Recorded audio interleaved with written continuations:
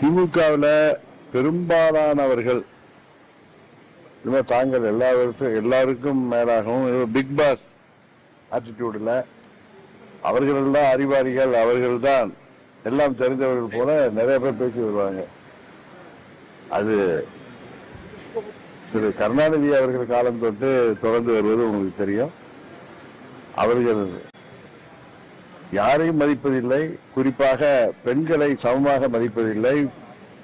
பெண்களை சிலேடையாக அவர்கள் எப்படியெல்லாம் பேசுவார்கள் அந்த தமிழ் புலமை வைத்து என்று உங்களுக்கு தெரியும். திரு கருணாநிதி அவர்கள் காலத்திலிருந்து அவர் சட்டமன்றத்தில் அப்பொழுது எதிர்கட்சி தலைவராக இருந்த மறைந்த